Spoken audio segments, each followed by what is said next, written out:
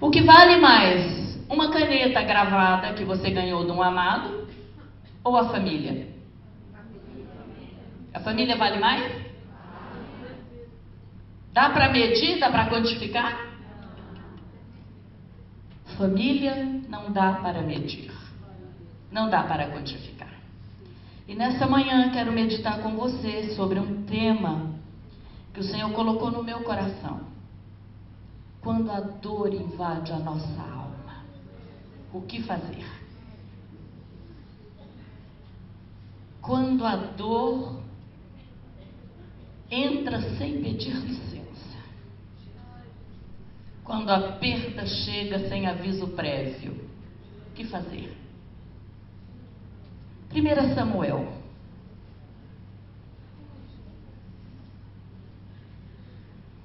Mexeu com o coração de alguém, né? Sabia.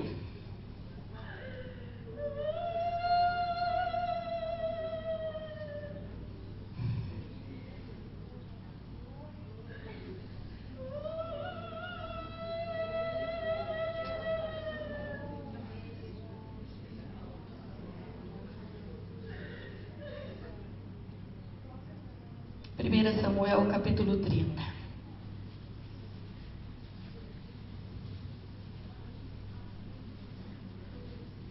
Ai, minhas tecomanais.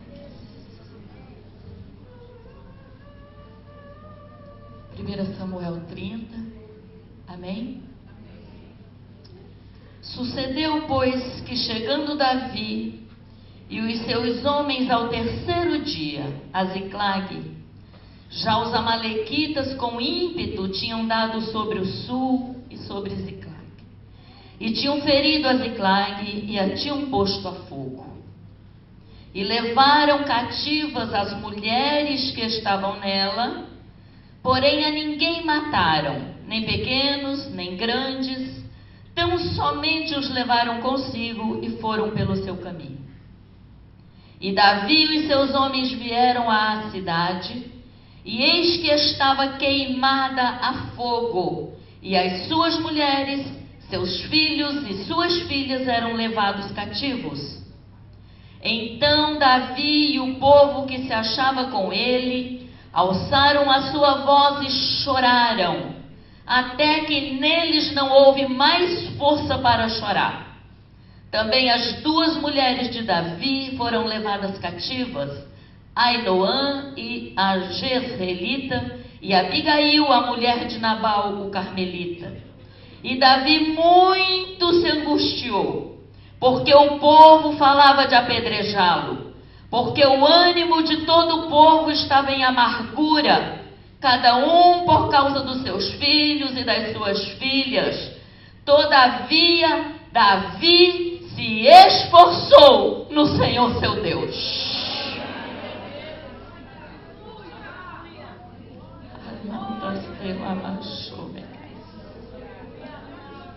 Aonde Davi buscou força?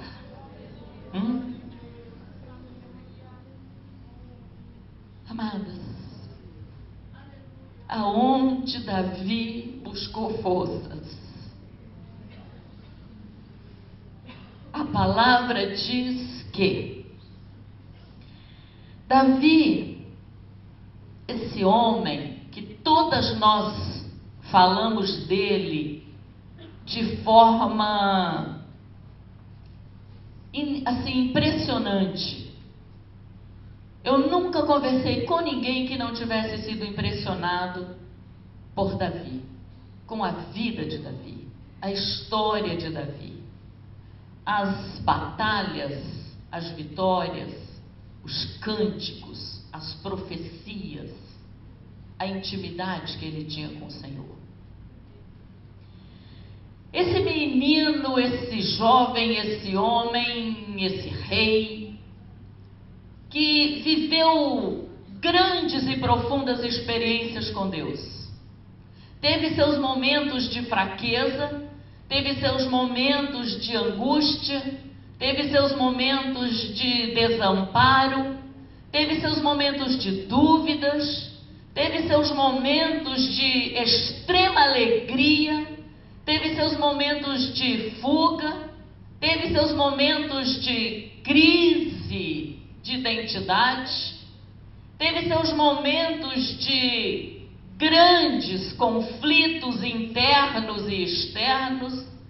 Um homem que, quando olhamos para ele, nos impressionamos com a conduta, com a ousadia, com a visão, com a determinação, com a sua capacidade de enxergar além das possibilidades intelectuais.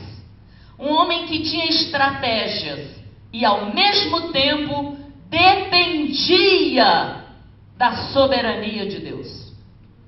Quando vemos esse homem cheio de controvérsias, cheio de conformidades, é que nós nos damos conta, porque Deus fala de forma tão singular: meu servo, a quem encontrei um coração igual ao meu.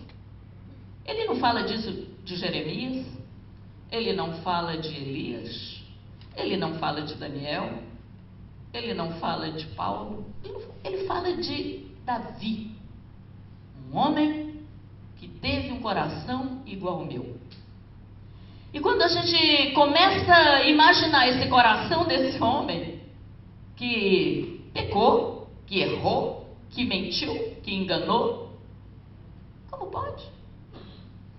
Aí é que nós vamos nos dar conta de que ele, na sua fragilidade, ele tinha tanta dependência, uma visão tão correta de Deus, que ele dizia: pequei, errei, mas sei que tu és Deus perdoador, e sei que a minha alma está guardada em ti, e por isso eu não me perderei.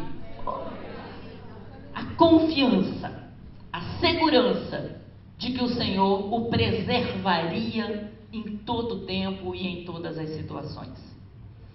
Esse menino, esse homem, esse rei, quando chega nesse contexto, ele já está assim numa fase de reconhecimento, de admiração.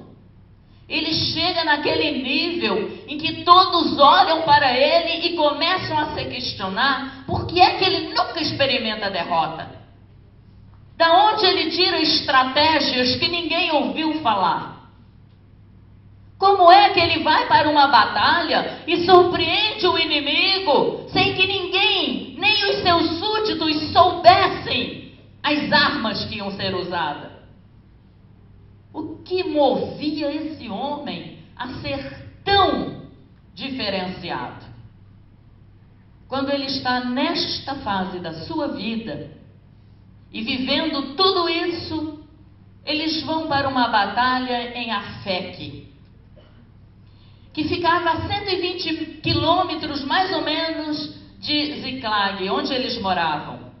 Quando eles chegam lá, no lugar que vai ter uma batalha, os príncipes dos filisteus olham para Aquis, que era o capitão do exército, e diz assim: Davi não pode ficar aqui.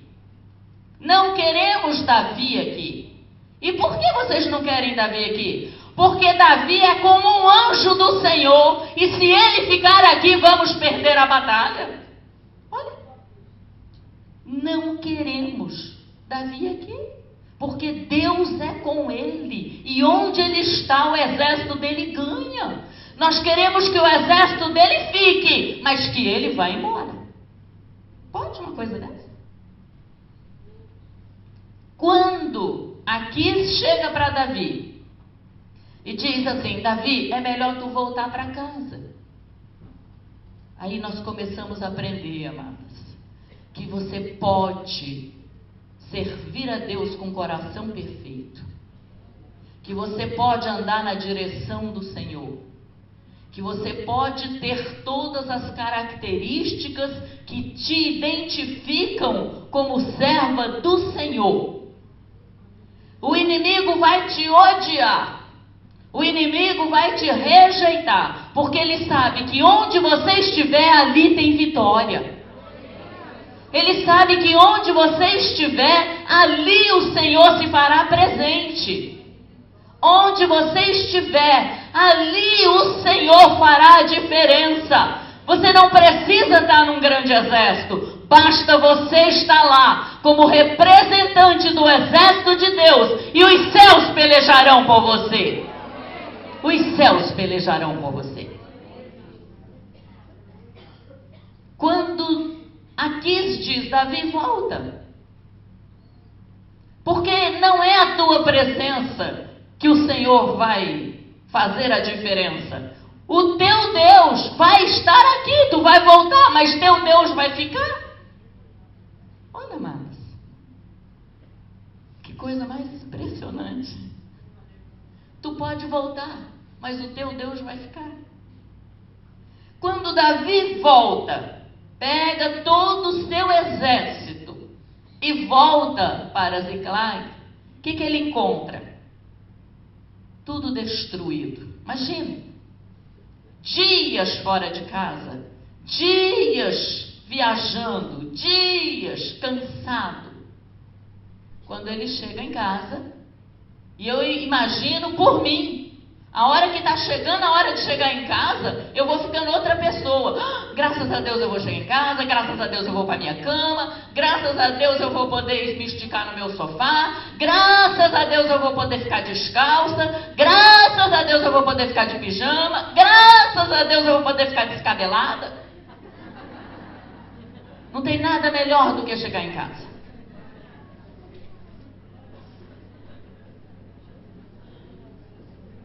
Mas quando Davi e o seu exército estão chegando em casa, eles não sentem essa alegria. Não têm esse prazer. Por quê? Porque o inimigo tinha passado pela cidade de Davi. E mesmo ele estando na direção de Deus, sendo amado do Senhor, protegido pelo Senhor, guardado pelo Senhor, mesmo assim Deus permitiu que o inimigo invadisse a sua casa. Ai, que dor. Não é porque estamos fora do plano, não é porque estamos fora da direção, não é porque não estamos agradando que a adversidade chega. A adversidade chega para que possamos experimentar o Deus que cuida, o Deus que zela, o Deus que restitui, o Deus que fala, o Deus que responde, o Deus que vê, o Deus que restaura. Quando eles se dão conta desse cenário, queimado, destruído, mulheres, filhos, filhas, servos, animais, gado, tudo levado cativo, todos levados como despojos de uma batalha. Imagine sua família ser levada por um exército que levou como se fossem objetos. Isso é o prêmio da minha vitória. Você é o troféu da minha vitória. Você é a recompensa da minha vitória. Imagine sua família na mão do inimigo como troféu de uma vitória que você sequer batalhou por ela. Você estava numa outra missão. Ah, Deus, eu estava fazendo a tua obra, eu estava na tua direção, eu estava, Senhor, obedecendo o teu chamado. Senhor, eu estou aqui à tua disposição. E como é, Pai? Tu diz que guarda, tu diz que cuida, tu diz que zela, tu diz que o inimigo não toca, tu diz que o inimigo não chega. Como foi que isso aconteceu?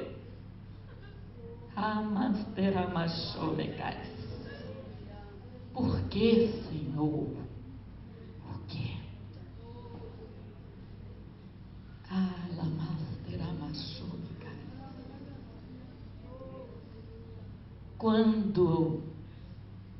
Amadas, é tão duro o que eu vou dizer agora.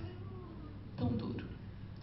Quando você está numa situação dessa, até os companheiros se revoltam contra você. Você não tem amigos nessa hora. Você não tem família. Você não tem companheiros. Você não tem auxiliares. Você está só. Só.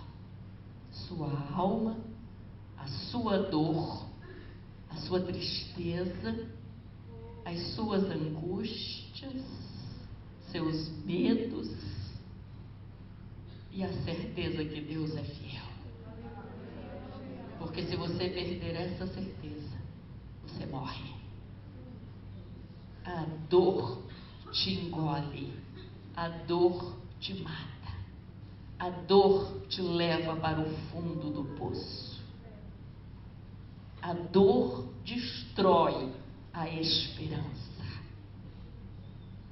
Quando os amigos, os companheiros de Davi, olham para aquele caos, para aquela destruição, eles se revoltam contra Davi. Tu nos levaste para Afeque.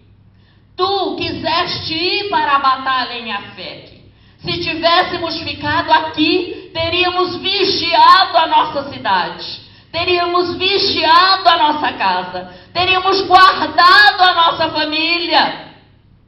Aí vem o Senhor e diz a mim e a você: quem guarda a sua casa sou eu, quem cuida da sua família sou eu, quem preserva a sua vida sou eu, e quando eu mando, se você estiver em obediência, eu devolvo tudo que o inimigo levar. Cuido de você, eu cuido de você. Ai, manda lá machuva em cabeça.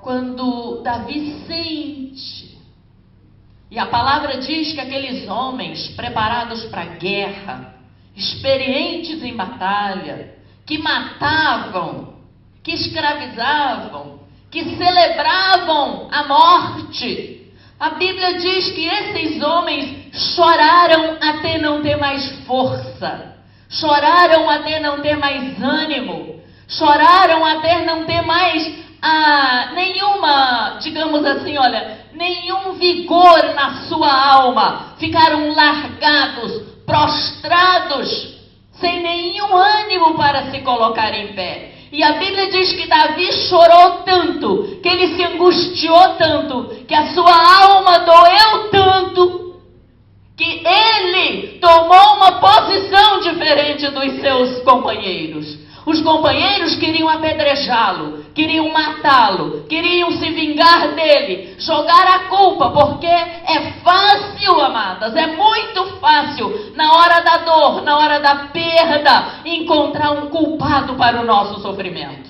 É fácil, é simples, é igual andar de bicicleta.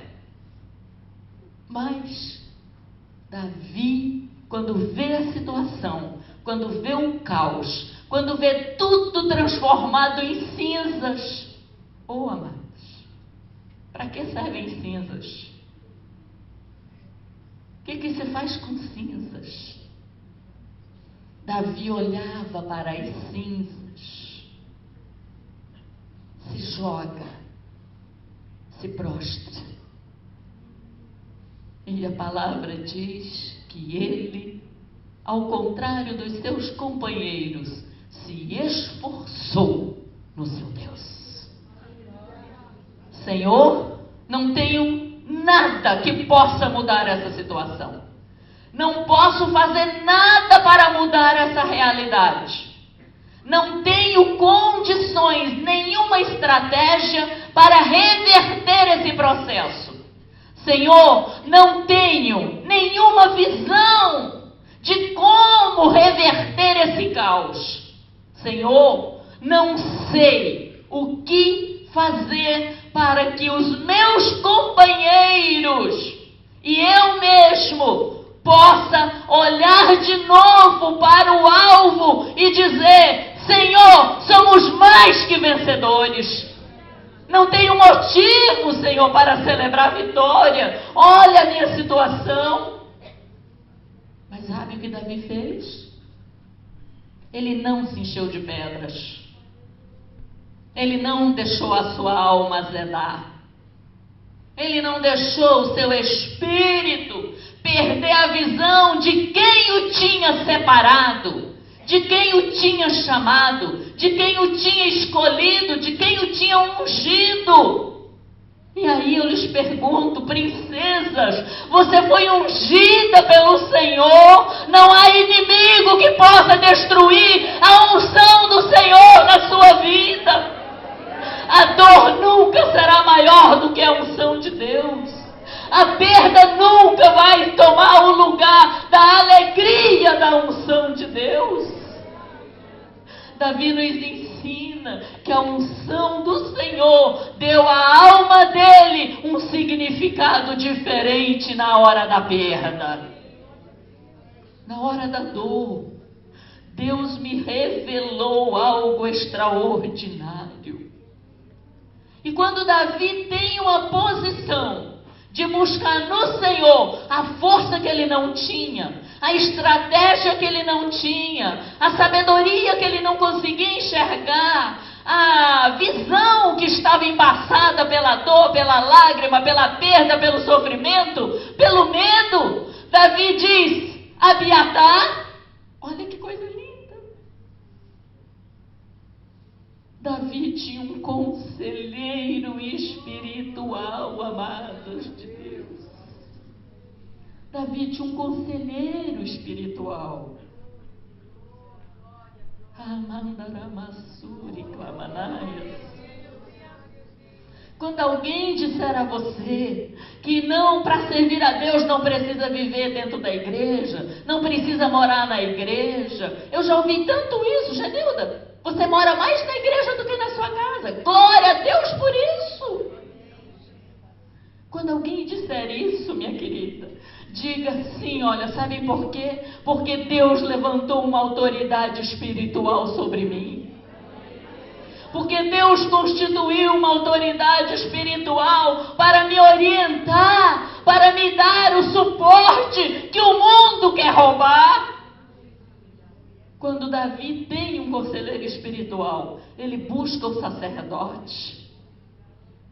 E hoje Deus nos trouxe, nos chamou para sermos as conselheiras espirituais daqueles que não têm orientação. Aqueles que não sabem para onde ir, que rumo seguir. Deus está dizendo, você tem todas as possibilidades de indicar o caminho da vitória. Você conhece o caminho da vitória. Você sabe andar por ele. Basta você se levantar. Basta você sair da prostração. Basta você enxugar as lágrimas. Basta você dizer: Senhor, eu estou viva e quero recomeçar, Senhor. Quero recomeçar. Aí manda lá Massúria, manda. Abiatar consulta Deus. E Abiatar diz: o que tu queres que eu pergunte a Deus? Olha, amados, que coisa extraordinária. Verso de número 8. Então consultou Davi ao Senhor, dizendo: perseguirei eu a essa tropa? Davi diz assim: Deus, tu me autoriza a perseguir a tropa que incendiou a minha cidade, que roubou nossas famílias, que levou nossos animais e nossos escravos? Tu me autoriza, Senhor. Mas ele era rei, ele tinha poder, ele podia perseguir quem ele quisesse. Ele tinha o domínio da vastidão do império. Ele não conhecia fronteiras. Deus deu a Davi o livre trânsito. Ele tinha um passaporte diplomático. Ele entrava e saía onde ele queria. Mas olha o que Davi faz. Senhor, tu me autorizas a perseguir essa tropa? Porque eu só vou se tu autorizar. Se tu disser que não é para ir, eu não vou. Ah, mas isso não pode ficar assim, irmã Genilda. Imagina, eu vou procurar meus direitos. Tá pensando que eu sou o quê? Palhaça? Tá pensando que vai tripudiar e vai ficar por isso mesmo? Não. Em mim ninguém pisa, não. Aí vem Davi e diz: posso perseguir essa tropa? E ele faz mais uma pergunta. Se tu me autorizar a persegui-la, olha só, eu posso perseguir? Se Deus disser pode, ele diz assim: mas tu não vai fazer eu correr atrás do vento não, né? Eu não vou correr atrás do vento sem nenhum resultado. Eu posso perseguir a tropa, mas eu vou alcançá-la? Porque se o Senhor autorizar eu perseguir, eu quero saber se eu vou alcançar. Porque se não for para dar resultado, não me faça ir. Homem de posição, homem que sabia o que queria, homem que tinha visão, homem que tinha alvo, homens com objetivo. E nós, como servas do Senhor, precisamos ter alvos definidos. Precisamos ter metas definidas. Precisamos saber o que queremos. Precisamos buscar orientação para aquilo que queremos, que desejamos. Se Deus aprovar, vai dar resultado? Porque muitas vezes Deus aprova e dá em nada. Sabe por quê? Porque não fazemos essa pergunta. Vai dar certo? Eu vou chegar lá? Eu vou alcançar? Vai ser positivo? Quando Davi faz essa pergunta, alcançá-la-ei? O Senhor autoriza eu ir? E o Senhor garante que eu vou alcançar essa tropa? Olha o que Deus responde para Davi. E o Senhor disse: persegue-a. Olha que coisa. Autorização do Senhor. Persegue-a. E Deus diz a ele: persegue porque você vai alcançar. Você vai alcançar essa tropa. Mas olha que Deus faz mais do que Davi pediu. Deus surpreende Davi com algo que ele não pediu. Davi não perguntou e nem pediu ao Senhor. E o Senhor diz a ele: porque de certo a alcançarás e tudo libertarás. Olha. Pode ir atrás, você vai alcançar, e quando você alcançar, você vai trazer tudo que eles levaram. Você vai ser restituído, você vai trazer tudo que eles levaram. Deus dá além daquilo que pedimos, Deus faz além daquilo que suplicamos, Deus faz muito mais do que nosso coração está pedindo. É a surpresa de Deus para aqueles que dependem dele. É a surpresa de Deus para aqueles que querem viver o plano de Deus na conformidade de Deus. Porque muitas vezes eu quero viver o plano de Deus do meu jeito. Ah, irmã, mas para servir a Jesus não precisa tudo isso. Ah, irmã, para servir a Jesus, não precisa de tudo isso. Precisa sim. Precisa de tudo isso e mais um pouco. Por quê, amados? Porque quando o Senhor promete dar além do que Ele está pedindo, o Senhor também faz com que Ele viva experiências tão profundas e tão marcantes que nosso coração fica meio que, digamos assim, confrontado. Será que eu, mesmo Deus falando, mesmo Deus garantindo, será que eu teria uma atitude dessa? É um confronto. A palavra é um espelho. A palavra, amadas, revela quem eu sou. Não adianta. Eu chego na frente do espelho, lá em casa eu já estou tirando tudo quanto é espelho. Porque ele está ficando meu inimigo. Cada vez que eu olho para ele, cada dia, eu sou mais velha, mais enrugada, mais chata, mais feia. Ele está ficando meu inimigo. Mas essa palavra, ela funciona no inverso, na contramão. Ainda que a minha imagem permaneça jovem, bonita, tratada. Tem gente que já tem sorriso eterno, né? De tanto que já mexeu. Perdeu a expressão, mudou a identidade. Mas Deus está dizendo, eu sei quem você é.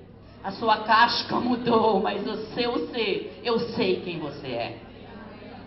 Eu te conheço na profundidade do seu íntimo. Nada escapa, nada passa encoberto. E é exatamente isso que Deus está dizendo a Davi aqui. Ele diz assim, Davi, eu te conheço de uma tal forma que eu sei que a hora que tu encontrares essa tropa, tu não farás nada que eu não te ordenei. A conformidade. Viver o plano de Deus da forma que Ele traçou.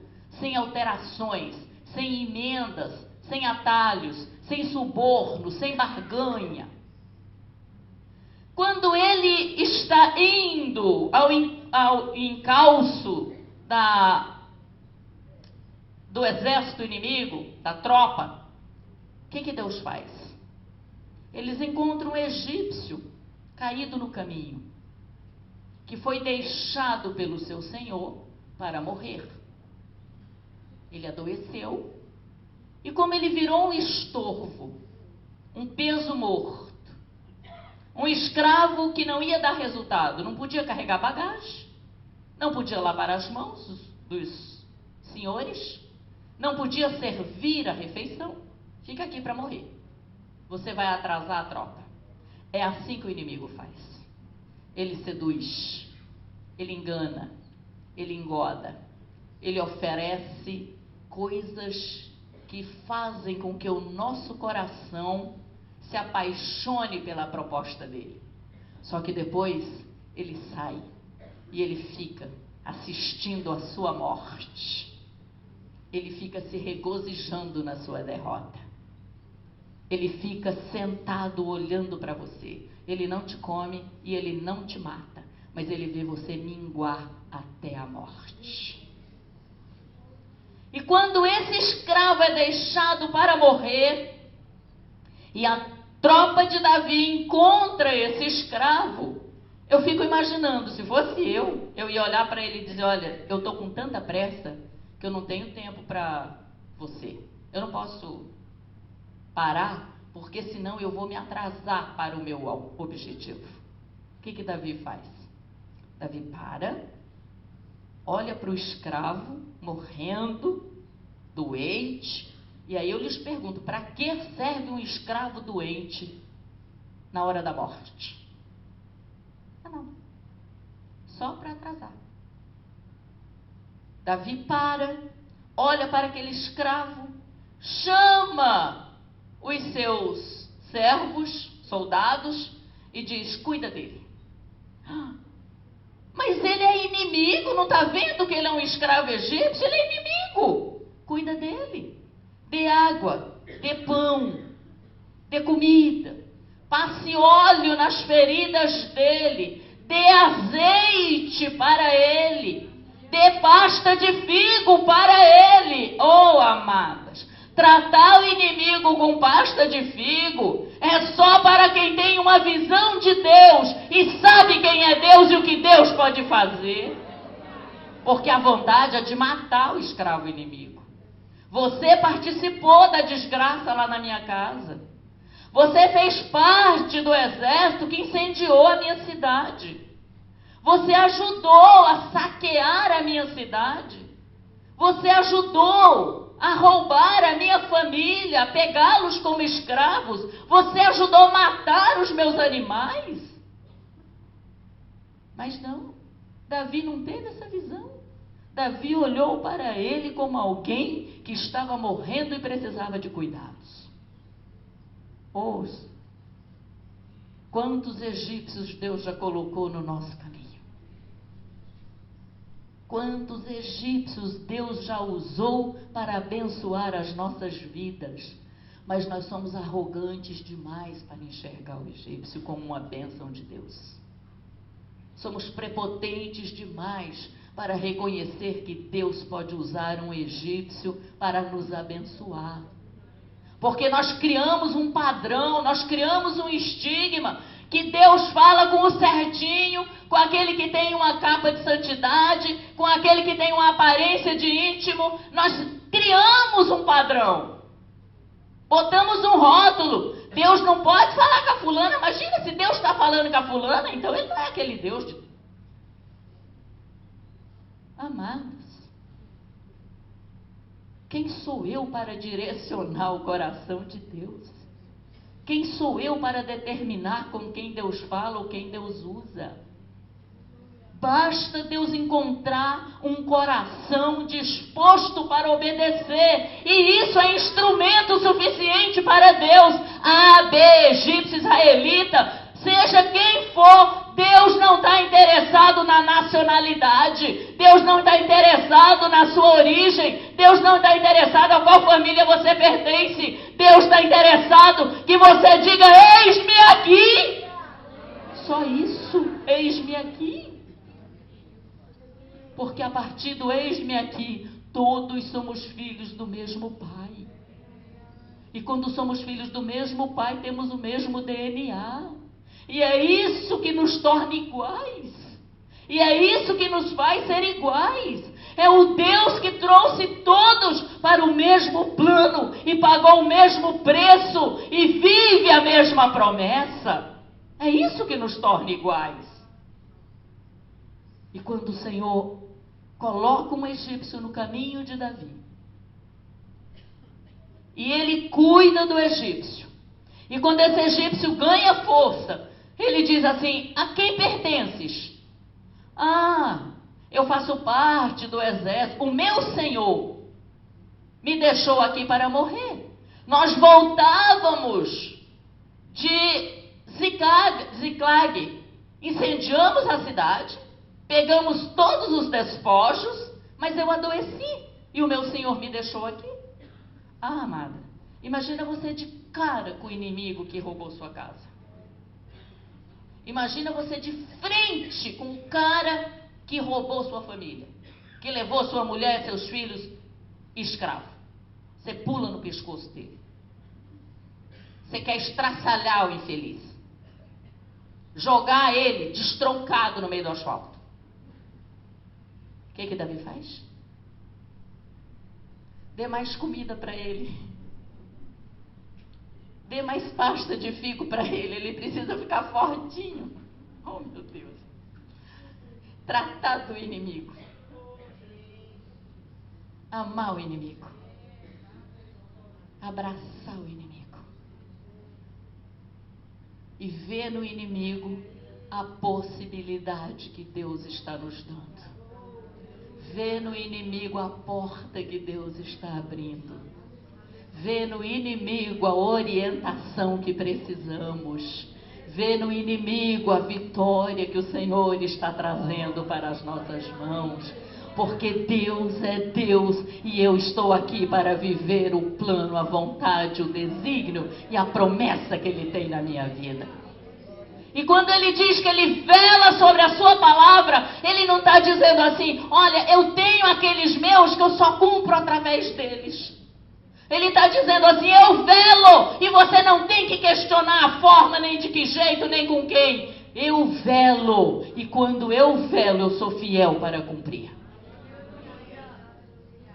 Quando o escravo está fortinho, Davi diz assim a ele: tu me levas aonde essa tropa está acampada? E o egípcio, todo esperto, todo ligeiro, diz assim: só se tu prometer que não me mata. Aliança, vínculo. Não importa, queridos, não importa. Se tu não me matar, eu te levo aonde eles estão acampados. que coisa extraordinária. Ou seja, eu estou aqui. Olha que coisa mais linda. Mas eu preciso da garantia. Eu preciso da tua palavra. Que tu vais me preservar em vida. Eu preciso que tu me dê a tua palavra de que nada vai me acontecer. E Davi olha para ele e diz: tens a minha palavra. O exército deve ter ficado indignado. Tens a minha palavra. A irmã falou aqui de perdão, não falou? E quantas vitórias nós perdemos porque não temos a capacidade de enxergar que só falta o perdão. Quantas bênçãos são perdidas e desperdiçadas, porque tudo que Deus quer é a humilhação, a contrição e o quebrantamento e o reconhecimento de que eu preciso perdoar, que eu preciso pedir perdão. Quantas vezes a crise se arrasta, se alonga, vai por anos e ela vira cultural. É assim mesmo, irmã. Já me acostumei. Esses dias aconselhando uma irmã que o filho faz uso de drogas, ela chega para mim e diz assim: irmã, sabe que eu já estou conformada? Eu já até aceito ele fumar dentro de casa, porque, irmã, eu cansei de lutar, eu cansei de remar contra a maré. Virou cultural. A conformidade chegou a um ponto de que é assim mesmo. Amadas, nunca isso será normal. O mal nunca será normal. A desgraça nunca será normal. O mundo nunca será normal. A invasão do inimigo na nossa vida nunca será normal. Quando houver a conformidade, nós vamos andar como o mundo. E aí nós começamos a compreender que nesse texto, quando Davi olha para aquele egípcio, para aquele escravo, e começa a dar a ele a oportunidade da vida, ali Davi já não tinha nenhum espírito de vingança. Ali já não havia nenhum ressentimento. Ali já não havia nenhum sentimento de, digamos assim, de ódio. Você é culpado, você fez parte, você destruiu, você ajudou, você estava lá, você viu, você compactuou. Não, amadas. O coração de Davi era tão diferente, tão especial, que mesmo ele sabendo quem era o inimigo, ele não o tratou como inimigo. E a vitória da nossa alma está em nós termos a sabedoria e o discernimento e digamos assim, olha, a grandeza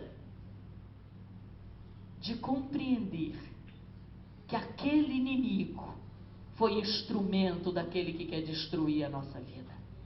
Apenas um instrumento. É aquilo que o próprio Senhor diz. Você tem que amar o pecador e não o pecado. O que ele faz eu abomino. Mas o que ele é precioso para Deus. É a alma. E foi exatamente essa a diferença. Davi viu naquele homem a possibilidade de uma nova vida. Da restauração, da cura, da libertação. Quando ele chega e o egípcio o conduz aonde está a tropa que saqueou, que incendiou, que levou tudo. Aí eu fico mais uma vez impressionada com esse homem. Ele esperou até o entardecer. Enquanto Deus não disse é hora, ele não atacou. Ele ficou lá, esperando, olhando lá de cima, a tropa festejar lá embaixo. Festejar o que tinha roubado das casas dele, dançar com as suas mulheres, obrigarem as suas filhas a dançar para alegrar eles que já estavam embriagados. E eles olhando de lá e eu pensando, Jesus amado, só a tua graça pode controlar o ser de um homem dessa forma. Controlados pelo Espírito Santo de Deus. Agir na hora de Deus. Intervir na hora de Deus. Ser submisso à autoridade dele. Ser submisso à sua vontade. Para poder viver, amados, e celebrar toda a vitória da alma. Toda a vitória. Quando Davi chega o crepúsculo, a palavra diz que eles lutaram toda aquela tarde, toda aquela noite, até o amanhecer. Mas ao amanhecer, a vitória chegou. E eles trouxeram de volta tudo que o inimigo tinha levado. Suas famílias, seus gados, seus pertences, seus escravos. Trouxeram tudo de volta. Tudo. Sabe o que o exército de Davi fez? Vamos repartir entre nós os despojos. Davi disse, não vamos. Porque essa vitória não foi minha e não foi sua. Essa vitória foi do Senhor. Aleluia, glórias a Deus. Essa vitória foi do Senhor. E os despojos vão para a casa do Senhor. Oh, que coisa linda! A glória de Deus pertence a Deus. A glória da vitória pertence a Ele. E foi exatamente isso que Davi trouxe como lição para nós. A vitória da nossa alma não é conquistada pelos nossos méritos. A restituição daquilo que foi perdido não é porque somos estrategistas ou merecedores, mas é porque Deus tem uma promessa nas nossas vidas. E quando Ele reconhece que a vitória é do Senhor, amadas, Ele cantou, Ele celebrou e Ele festejou a vitória da sua alma. E o diferencial, amadas, em tudo isso, é que Davi teve uma atitude diferente dos seus companheiros. Enquanto eles ficaram revoltados, irados e frustrados, Davi se prostrou, Davi se rendeu. E Davi buscou no Senhor a força que ele não tinha para mudar aquela situação. Vamos ficar em pé, minhas queridas.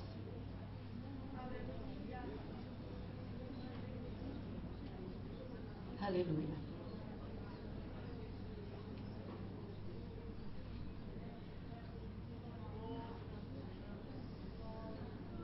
Glórias a Deus. Aleluia.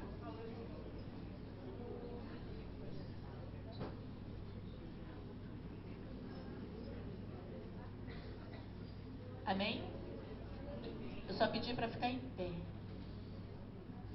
Amém? Quero agora, amadas, pela bondade de Deus, pedir a você que levante a sua mão direita, Senhor.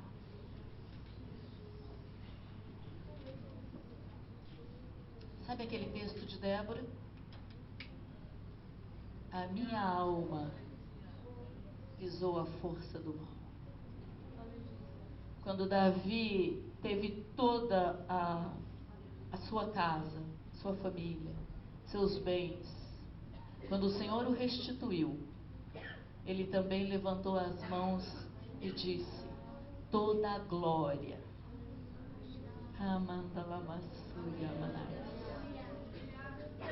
toda a glória que a minha alma canta, pertence a ti.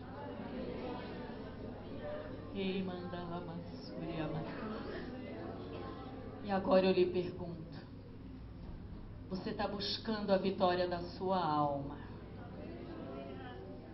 E o que é que você vai fazer com ela? Você vai usar em seu benefício? Ou você vai dar ao Senhor a glória que é dele? Ei, manda lá, massuri, clamanagas. Quando a dor invade a nossa alma, nós perdemos o foco. Quando a dor invade a nossa alma, nós perdemos o rumo. Quando a dor invade a nossa alma, os olhos ficam embaçados. Quando a dor invade a nossa alma, nós perdemos, amados, a visão do amanhã. Porque a noite se torna tão escura, tão fria, tão amedrontadora. A noite se torna tão ameaçadora que nós não conseguimos enxergar o sol da justiça brilhando no amanhã. As montanhas da dor encobrem o sol. As montanhas da perda encobrem o brilho do amanhecer. Mas hoje, queridos, não importa o tamanho da dor, nem o que o inimigo a fez, nem o que ele tem tentado. O que importa é que você está aqui. E importa, amados, que se Deus colocar um egípcio no seu caminho, cuide dele. Não olhe para ele como um inimigo mortal. Não olhe para ele como um inimigo que merece uma sentença. Mas olhe para ele como alguém digno de perdão, digno de misericórdia, digno de compaixão. Celebre a vitória da sua alma, porque Deus vai usar o egípcio, o estrangeiro. Deus vai usar o intrigante. Deus vai usar o impossível para fazer da sua alma mais que vencedora. Ei, mandalamassuri amanaias. Ei, clamandalamassuri aidecas. Eu quero pegar 3, 4 minutinhos seus. É um testemunho que eu sempre dei e gosto. E a gente diz que testemunho só serve para a gente, né? Testemunho edifica a minha vida. Mas, amados, eu tenho ouvido tantos testemunhos, de que pessoas, famílias que foram edificadas, com o que eu vou compartilhar com você nessa manhã. Eu tenho um irmão mais jovem que eu, que quando ele tinha ali por volta de 13, 14 anos, ele foi considerado um gênio. E um dos professores dele chegou para o meu pai e disse assim: olha, o senhor podia mandá-lo, se o senhor confiar, eu levo ele para a NASA e ele vai fazer parte da história, ele é o futuro da humanidade. Ele vai contribuir. Meu pai olha para aquele professor e diz assim: olha, essa herança eu que tenho que cuidar. Filhos são heranças do Senhor e é minha responsabilidade cuidar dele. Quando ele for adulto, se ele quiser ir, mas agora não. Quando ele ia fazer 15 anos, ele passou num vestibular de medicina, passou em primeiro lugar. Não pôde fazer o curso, porque naquela época a gente não tinha ainda o benefício do mandado de segurança. Mas quando ele ia fazer 16 anos, ele fez novamente, passou. E ele começou a ir para o laboratório da faculdade, fazer drogas e experimentar o efeito que elas causavam. Esse menino, especial, futuro promissor, virou mendigo, morador de rua. Morou debaixo de viadutos, pediu esmolas. Passamos anos sem notícias dele. Minha mãe orava e chorava todos os dias. E ela dizia assim: será que alguém hoje deu um prato de comida para o meu filho? Sabe o que é uma mãe falar isso? Será que hoje meu filho tem um cobertor? E ela orava e dizia: Espírito Santo, aquece o meu filho. Jesus, tu és o pão, alimenta meu filho. Eu ouvia isso 10 vezes por dia, era pouco. Uma manhã, amadas, como essa, a nossa igreja, o pastor fez um convite ímpar Se alguém aqui tem algo para doar ao Senhor, que não seja material, o que você doa que não é material? Minha mãe foi a primeira que chegou naquele altar, se jogou ali de boca no chão. Quando eu me abracei com ela, eu disse: mamãe, o que você está fazendo aqui? Ela disse: eu vim doar o seu irmão para a obra missionária. Nem sabemos se ele está vivo, mamãe. Está vivo. Ele é filho da promessa. Ele pode andar por onde for, o inimigo pode arrastá-lo por todas as sarjetas, mas a promessa de Deus não vai morrer. A promessa de Deus não vai morrer. Choramos ali naquele altar. 3 anos e meio depois daquela data, queridas, um hospital em Porto Alegre, 3 e pouco da manhã, ligou na minha casa. Hoje foi recolhido da enxurrada um mendigo. Dói ouvir isso. Encontramos na carteira dele esse telefone, mas olha, não alimente esperança. Porque esses mendigos, eles trocam os pertences, eles roubam uns aos outros, e nem sabemos se ele é alguma coisa sua. E minha mãe, eu querendo que minha mãe não ouvisse, ela na extensão, ela grita: é Deus trazendo meu filho. E o outro do outro lado. Eu disse: olha, moço, minha mãe, fica calma, que eu estou com um irmão desaparecido há anos. E todo telefonema que chega, ela corre porque ela acha que é notícia dele. E ela do outro lado: é meu filho, Deus nunca mentiu, Deus nunca enganou, é meu filho. E o outro sem entender nada. E ela começa a chorar, falar em línguas. Imagina que situação. No outro dia cedo, minha mãe vai para Porto Alegre. Quando eu calculo o tempo que ela chega, eu ligo e digo: mamãe, como é que estão as coisas? É mesmo Noé? É seu irmão, minha filha. Como é que ele está? Ah, está tudo bem. Mamãe, ele foi recolhido da enxurrada. Não, mas está tudo bem, minha filha. Eu disse assim: como assim? Ela diz: olha, ele não fala, ele não ouve, ele não enxerga, ele não anda, ele tem feridas da cabeça aos pés, ele não tem cabelo, ele não tem dente, ele está ardendo em febre. Mamãe, mas ele está vivo, minha filha. Ele está vivo, está tudo bem. Por isso que eu lhe digo, amados, enquanto o seu coração bater, tem esperança. A morte nunca será maior do que a esperança. Nunca. Jó disse que ainda que a árvore esteja cortada, arrancada do seu tronco, da sua raiz, queimado o seu tronco, feito cinza, ao cheiro das águas ela brotará. Ela dará ramos, ela dará flores. Quando eu pergunto para minha mãe assim: quando vocês têm condição de voltar para me mandar passagem? Ela disse: pode mandar para amanhã. Eu disse: mamãe, a senhora acha que o hospital vai liberar alguém nessa situação? Vai, minha filha, as irmãs do círculo de oração vão vir orar hoje à tarde. Eu já liguei para a irmã Judite. Amados, e a irmã Judite e a equipe dela foram ao hospital, foram expulsas do hospital, do clamor, do barulho que fizeram lá.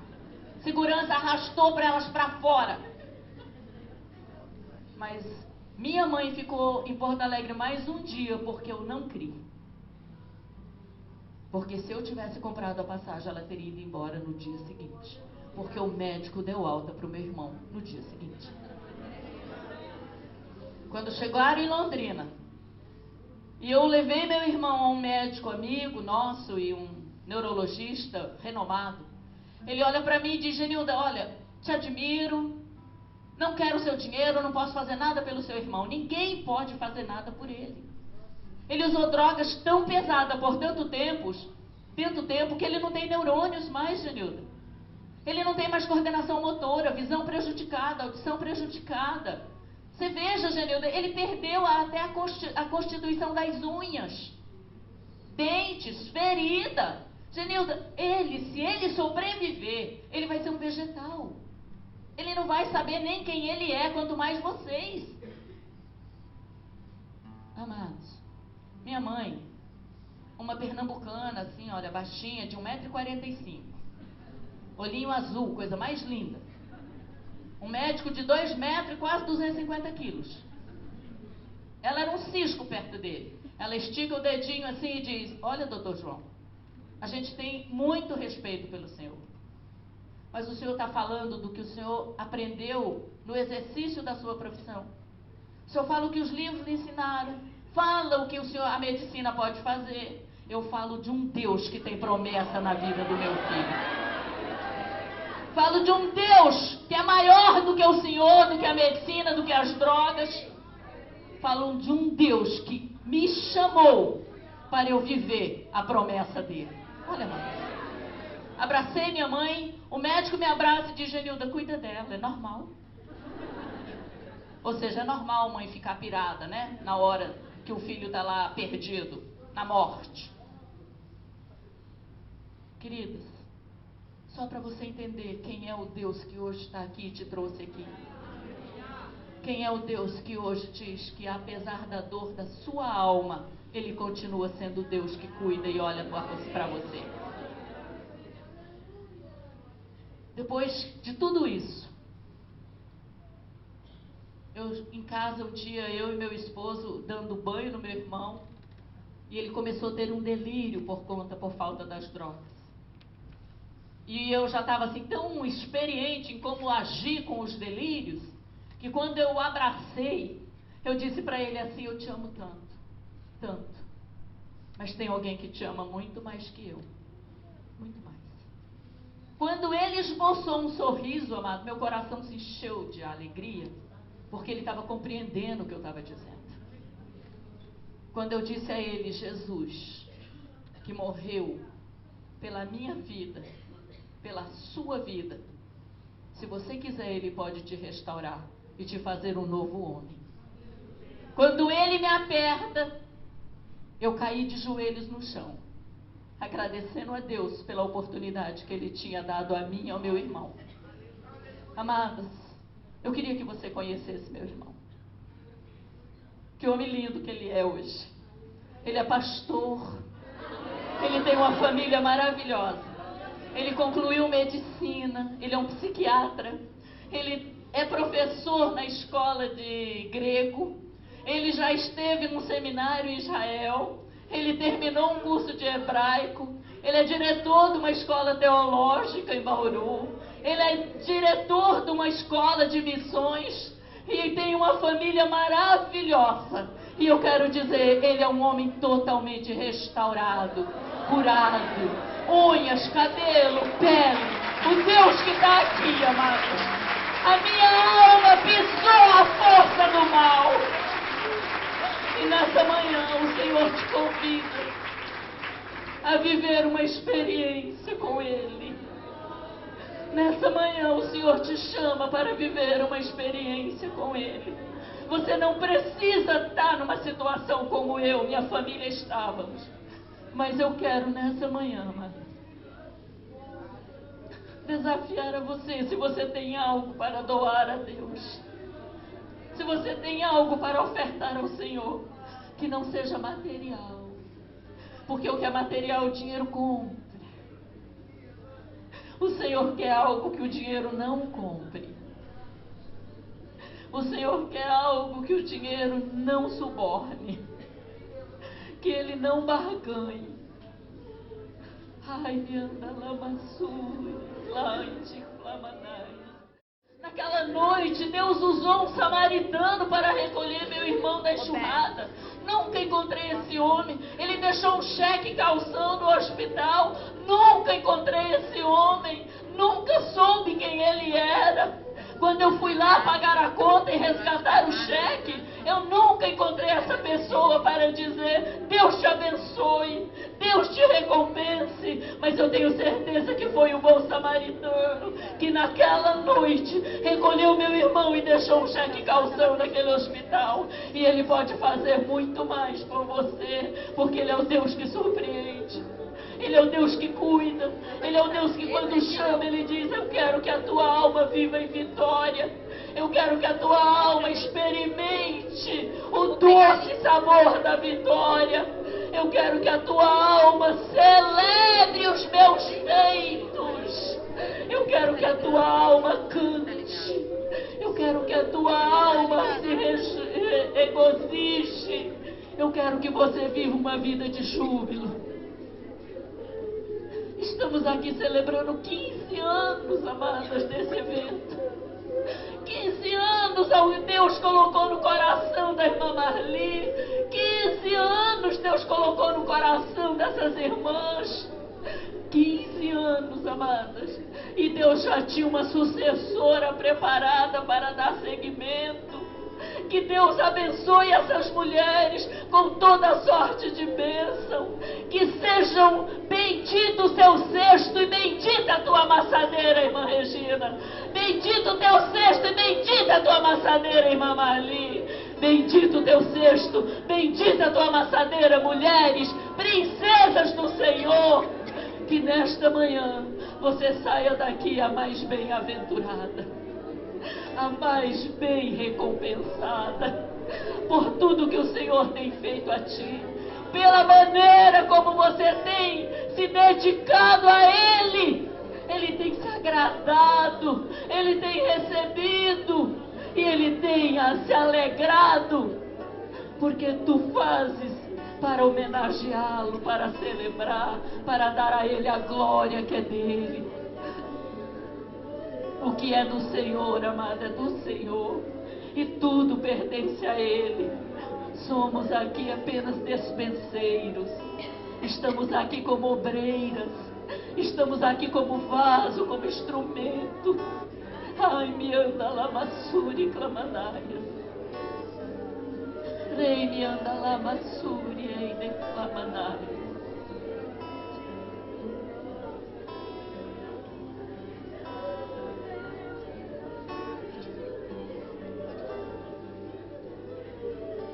Nós vamos orar, minhas amadas. Já extrapolei o meu limite de horário, mas não poderei sair daqui. Não poderia sair daqui sem dizer a você que o mesmo Deus que cuida de mim, cuida de você. O mesmo Deus que te trouxe aqui, que me trouxe aqui, é o Deus que tem uma promessa nas nossas vidas. E Ele diz a você: não deixe a dor sufocar a minha promessa na sua alma. Não deixe a dor ser mais forte do que a minha promessa. Não desista. Ai, que lindo. Olha que coisa linda. Chega o Santo Espírito. Olha que coisa linda. Aleluia. Ai, recebe a oferta nesta manhã, Senhor. Essas mulheres, Pai, essas vidas, famílias aqui representadas, e que só Tu, na Tua onisciência, és sabedor, Pai. Só Tu és conhecedor do que esses corações hoje estão buscando, pedindo, o que essas almas estão aqui, Pai, buscando. Pai, almas que estão sendo, ó Deus, sufocadas pela dor, anestesiadas, ó Pai, pelo sofrimento. Restaura, renova, faz o sol da justiça brilhar na vida delas novamente, Pai. Entra com a Tua provisão, meu Senhor amado. Ah, bom samaritano, cura as feridas, deita o azeite, meu Pai. Deita a pasta de figo agora na alma dessas minhas amadas, queridas e princesas do Senhor. Pai, entra com a Tua providência. Providência no lar, providência no casamento, providência na vida dos filhos, providência no trabalho, providência na vida sentimental, providência na vida financeira. Tu és o Deus da restituição, e tudo que o inimigo levou, Pai, restitui as Tuas filhas, porque a promessa é Tua, Senhor, e Tu és fiel. Tu és o Deus que não desampara. Quebra o arco do adversário. Quebra a lança, corta a lança, Pai. Tira todo o impedimento. Fecha todas as armadilhas. Fecha as ciladas, meu Pai. Ah, quebra o arco do adversário. Faz cair por terra todo dardo inflamado, meu Pai. Deus, em nome de Jesus. Jesus. a salvação. Em nome de Jesus, restaura vidas. Cura feridas, Pai. Liberta do cárcere dos vícios. Liberta do cárcere da escravidão, Pai. Do pecado, da angústia, do ressentimento, da amargura. Pai, em nome de Jesus, cura feridas da alma. Sara a alma, Pai. Faz, ó Deus, uma cura de alma nesta manhã. Liberta, Pai, de traumas. Liberta, Pai amado. Pai, em nome de Jesus, opera poderosamente na vida das tuas filhas, meu Deus. Curando todas as feridas. Limpando, Pai. Tirando, purificando, renovando. Pai, dá o teu novo para as tuas filhas. Traz o teu novo para o coração das tuas filhas. Assim como tu restauraste meu irmão. E hoje ele é um homem perfeito, um homem sarado, um homem bem-sucedido. Faz com as tuas filhas, Pai, porque tu não mudaste. Tu és o mesmo Senhor. E na tua presença nós nos regozijamos. E celebramos a vitória da nossa alma. Celebramos a vitória da nossa alma. Em nome de Jesus. Amém.